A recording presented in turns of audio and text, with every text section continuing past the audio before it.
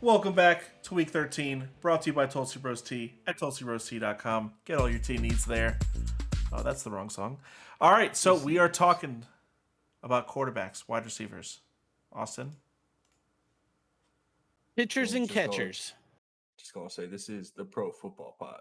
This is the Pro Football Pod. If you clicked in, you are in the right place. Brock Purdy, first matchup we're going to cover. Damn, that Did it guy looks, again. he looks good, man.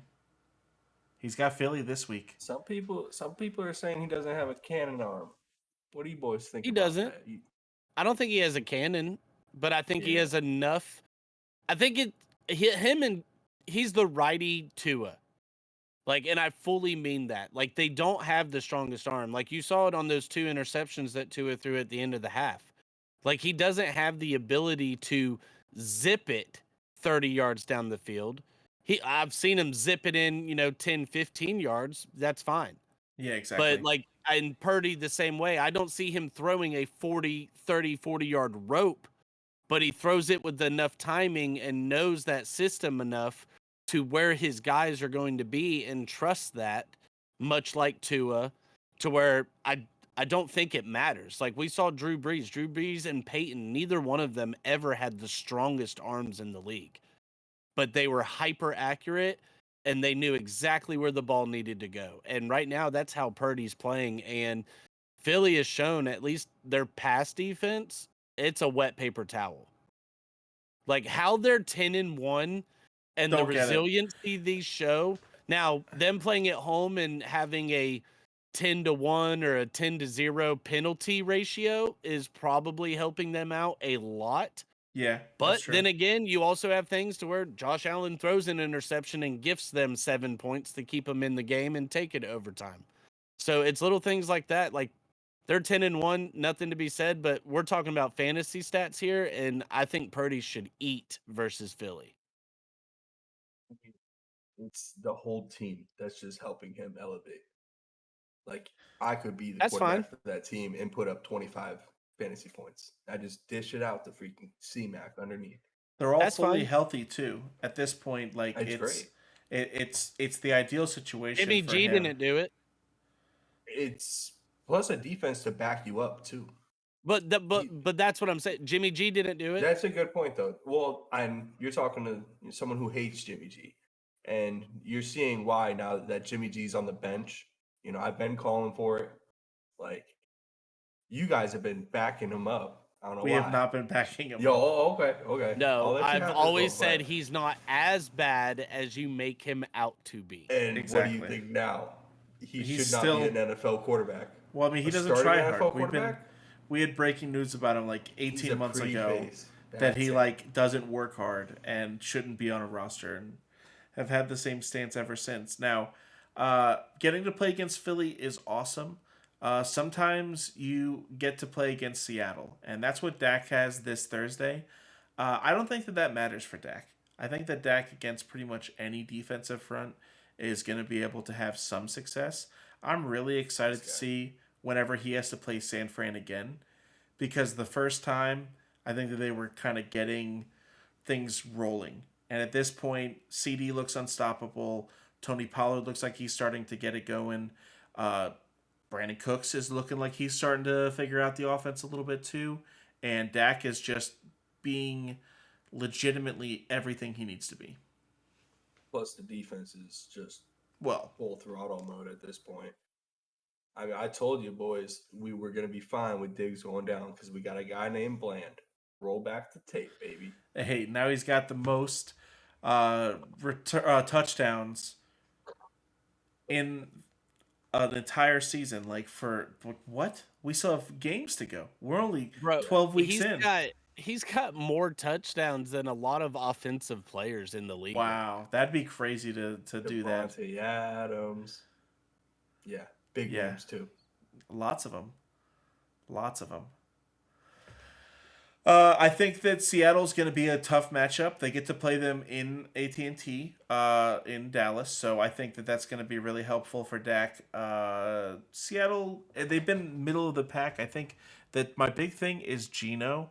Geno needs to be able to keep this game close for Dak to be able to have a 40-point game like he put up last week against Washington whenever it wasn't close. But I think that was a different situation. I think that they're going to run it a lot more against Seattle, try to kind of grind it out if they're just winning the game by 25 at the half. Yeah. I love Cowboys here. I mean, they are rolling. They're on the minus spread, no matter what it 7.5 is. on the spread right now, I I believe. mean, I like them at like a minus 9.5. I think they just clean sweep the Seahawks. Seahawks just haven't shown us that they have what it takes to stay in it. So there's they this built player, rough, especially right? without Walker. And this player was injured the first 4 weeks and came back week 5 and put up 19 fantasy points. And then week 6 put up 27.8 fantasy points. And then since then has not gotten more than 7 fantasy points. That player is now playing against Cleveland this week. Would you guys play that player? With the Miles, is it a running back or receiver? It's a receiver. I'd be nervous. That does make me nervous, but I Okay. would say Before you yes, answer, because the Myles Garrett injury and the Browns look like garbage nowadays. Before you answer, this player did receive the Triple Crown for like the first time in I don't know how many years. Then no. Like 2 or 3 years ago. Then no. So in So that Austin case, figured out who the player you was. probably are forced to start him no matter what because you're just an idiot if you Tank sit Dell or him. Jalen Waddle. But Are I you, don't though? think you're doing it with any confidence. Against Seattle, he put up 1 target for 1 reception for 11 yards. Against Arizona, who we just got done talking about in our last episode, how they are Swiss cheese in almost all facets of defense, put up 5 targets for 3 receptions for 18 yards. They have Cleveland. Now, Cleveland is going to be a tough, hard-nosed, hard-fought defensive game. I don't think that Cooper Kupp is going to be able to just beat Denzel Ward over and over and over again whenever he seems hurt. Like, he came back from week 5 and 6 and he looked great, but he seems like he's re-aggravated something because he is not playing like Cooper Kupp. It's the player that, him in particular, I'm waiting until I see it. Like, I need to see a game from him until I put him back out there. Yeah, and he's got Baltimore next week too. That's my rule. If he goes off against Cleveland, I'll play him against Baltimore. But if he does nothing again this week, then I thank God I didn't start him so that I don't have to even worry about it. I'm not starting him against Baltimore. I'm going to wait until Washington. And then I'll probably put him in the semifinals to the championship. It doesn't make me too nervous because Cleveland's run D is good enough to where I don't think they're going to be able to lean on the run as much this week. Okay. So because of that, I think this will be back to one of those normal games where Kupp could see 8 to 10 targets or more in this game simply because they're having to get the ball out quick and the running game's not really moving the ball. Now, on the opposite stance, a player that has almost averaging double-digit targets for the season, has 3 touchdowns, has done over 100 yards a couple of times now, gets Tennessee this week. Michael Pittman, I think, is a phenomenal start. I think that he was taken much, much, much later. I think that what you said, Justin, is true. In a lot of ways, you're going to be stuck with Cooper Kupp. He was a first-round receiver. But you've had him as a total drag on your roster for most of the season. If you haven't been making plans to pick up someone like Jaden Reed 3 or 4 weeks ago, or somebody that's a young guy that looks like they're starting to do something that you can put in instead of Cooper Kupp, because I would absolutely play Jaden Reed over Cooper Kupp. I would play any of the 3 receivers from Green Bay over Cooper Kupp just because of Aaron Jones being out, like we mentioned on the waiver wire episode. Oh. So yeah, Michael Pittman though. I think he's got a great matchup this week. Michael Pittman. You just reminded me. Tennessee is a funnel for receivers right now. And Michael Pittman, like you said, he's just been a target monster. He's getting targeted in every which way, screens, slants, go balls. So because of that, you're absolutely loving what you're seeing out of him. I mean, the guy's put up multiple games this year of 8 or more receptions. Like PPR leagues, he is absolute glory. He's got 7 games of 10 plus receptions, and none of them is it actually 10. 11 is the 2 lowest games, and then it's 12, 14, 13, 12, 13. Like, that's crazy. Only, What? Only what?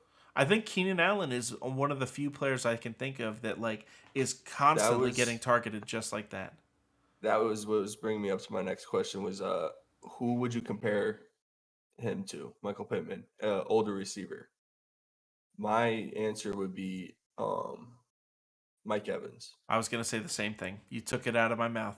Because I think that's more of what he is. He's Yeah. able to get it done down the field. At this point, he's young He's enough a big body. and agile enough to get it done in like slants and stuff like that. But eventually, he'll be Mike Evans. He'll just be run it down, jump up real high. He's Um, he's getting the he's getting work work like Keenan Allen. Like that was another one to bring up, but he just doesn't have that route running ability like Keenan. Now, He- go on. Oh, no, I was just going to say with Josh Downs also like getting healthier each week, It's that is helping him. allowing it is because and like I said, where he's not just this guy that's just going to line up on the outside and run go balls all day. You're having to worry about Pittman coming in the middle, but then you're also having to worry about Downs taking you up off the top or coming in underneath him. So I think Downs coming back also will just help propel him even further. But just zeroing in on this matchup versus Tennessee, Tennessee's rush defense is pretty solid enough to where, again, like we said about the last game, I don't think that the Colts are necessarily going to be able to lean on Jonathan Taylor in that run game. So I think this is absolutely another one of those games where I'm looking at, same game parlay just on one type of player. I'm looking at Michael Pittman at 7+ catches, 60+ yards, like right That off the top. that brings us perfectly into our streamer of the week. For quarterback, we have to go with Gardner Minshew. Tennessee's 15th against quarterbacks for points so far this year. That's not Has to great, be the right? most That's middle of the underrated quarterback field. in the league. But Gardner, I mean, he is. He's a baller. He throws the ball a lot of times, and he gets it He's also a done. veteran.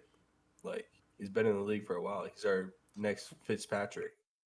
I mean, yeah, because he'll probably never be a Because he's a starter. gunslinger that way. Yeah, I respect him a lot. I like him as a player. Tennessee's on paper not supposed He's to be a sort of great showing why matchup. he should be a starter on an NFL Dude, team. he's only rostered in 16% of leagues right now. Like, this guy's available across the board. And he put up 2 bad weeks since he's been the guaranteed starter every week. Like, he's put up at least 11 points in all but 2 matchups. He's coming off of a bye week. He's more into the system, and he's got both of his weapons back. Josh Downs looked good last week, and Michael Pittman looked like a lights out. So I think that it's an easy. If you didn't watch our waiver wire episode earlier in the week, and you didn't pick up Jordan Love or Derek Carr, then make sure you get Minshew if you're dealing with quarterback issues. That's going to be what the saving grace is for you. You guys got anything else to add? That's about it. I love Gardner, his gunslinger mentality. He might get you 5 points because he throws 3 interceptions, but he also might get you 25 points because he just lets it rip. So, the cutoff jeans, the mullet, let it flow, and Tennessee's not anything to be scared about. So he's definitely worth a streaming option this week. I'm pretty sure it's Jameis Winston's best friend, but we'll cover that in a later episode. Until next time, we'll see you guys on the running back and tight ends episode later in the week. Until next time, later. Toodaloo, all my little dumplings, toodaloo. Toodaloo. Doses.